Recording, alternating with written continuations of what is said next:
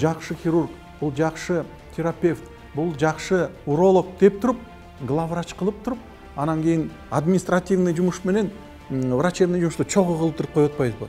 Бул эң туура эмес. Медакадемияда ушундай факультеттер болуш керек.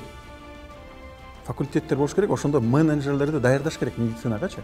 Башка университеттерде деле ошондой факультет болуш керек. 20 жылдан бери реформа деп миллиарддаган акча кетти. Анан кийин түшүнүксүз каяка кетип атат. Реформа эмне үчүн болбой калды? Мен айткандай, главврачка ал биз айтып атабыз, главврачтар да жасагыла депчи. Алар деген кызыкпайт да. Эмне үчүн? Эртеңки күнү алар эми чуркап иштеш керек болуп калат. Акчаны баягы телефон чалып эле, министрге чалып эле акча мага бөлүп койчу деген болбой калат. Ар бир адамдын анан кийин жанагынтип баягы мамлекеттик кызматта отуруп баш ооруп калса деле больницага жатып алып атпайбы? Андай болбой калат. Анда страховой врач келет да айтат: "Кечиресиз, бул эмнеге жатат? Температурасы жок экен. Болбойт деп акчасын төлөбөйбүз. Чыгаргыла" дейт.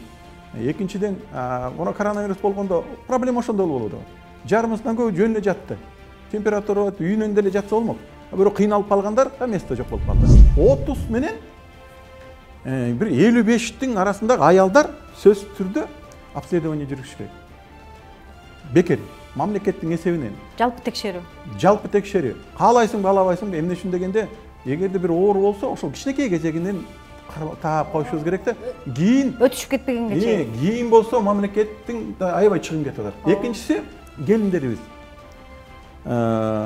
Кош бойлоо, ошолор бир 3 айлыгынан баштап бир 5 айга чейин аларды да бекер обследование кылышыбыз керек. 2 миллион адамды, 2 миллион адам 400 сомдон страховой взнос төлөсө, страховка төлөсө, бул бир 9,5-10 миллиард сом.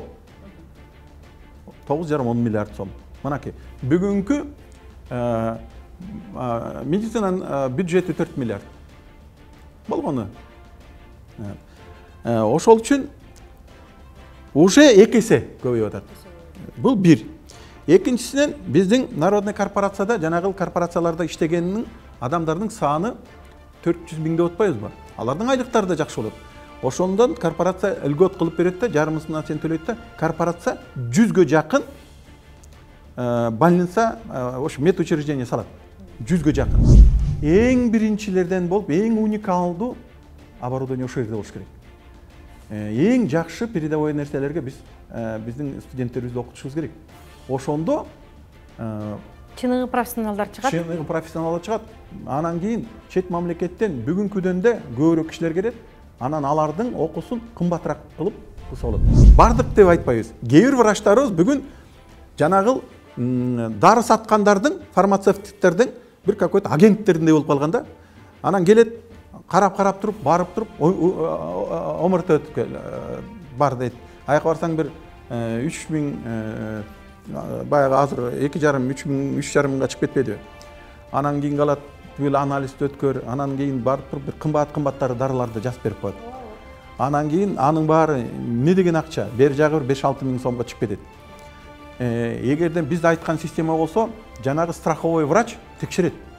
Сурайт: эмнеге сиз мына омртга жибердиңиз, эмне үчүн рентгенди кылдырдыңыз, эмне үчүн мына дарыны жаздыңыз? 90 сомдук дары границада, биздин чек-арага келгенде 90 сом турат. Биздин ички рынокко кирип туруп, жөнөкөй адамга келгенде ал 300-350 сомго чейин чыгып кетип атат. Анда көптөгөндөр турат. Мына коррупция ошол жерде. Баягы эле ортомчулар. Эгерде биз ошонун баарын жок кылсак, эмне деген адамдарыбыз өлүп кетти? Канча адамдар өлүп кетти? Бул жерден страховой случай болгондон кийин коркушат. Жан талашат эле. Жан талашып ар бир адамга күрөшмөк. Бүгүн коркпойт.